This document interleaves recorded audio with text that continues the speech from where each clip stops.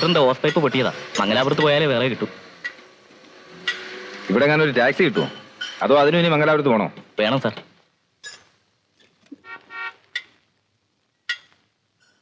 ആ താടിക്കാരനെ വണ്ടി വിളിച്ച് കയറ്റിയപ്പോഴേ ഞാൻ ഓർത്തതാ എന്തെങ്കിലും പുലിവാലുണ്ടാവുമെന്ന്. ആ സ്ത്രീധനം കിട്ടിയ കാറിനെ വിശ്വസിക്കുന്നതിന്റെ ഒക്കെ ഗതി ഇതാ. ഓ, എന്നിട്ട് 9 വർഷമായിട്ട് ഇങ്ങനെ ഓസ് പൊട്ടി വഴി കിടന്നിട്ടുണ്ടോ? ഇല്ല. ആ, ഇപ്പൊ എങ്ങനെ പൊട്ടി? ഇപ്പൊ അങ്ങനെ പൊട്ടി. ആ, അതാ ഞാൻ പറഞ്ഞത്, ആ താടിക്കാരന്റെ കുരുത്തക്കേട്.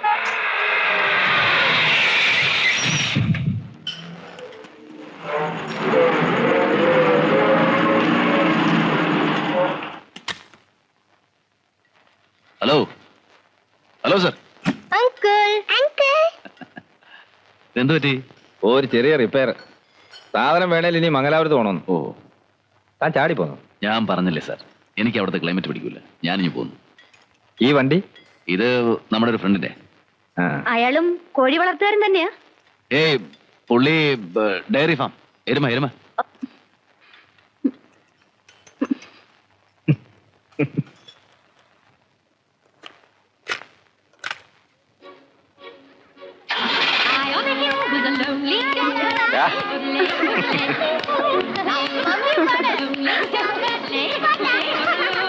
കുറച്ച് സ്പീഡിൽ പോവാങ്കൾ.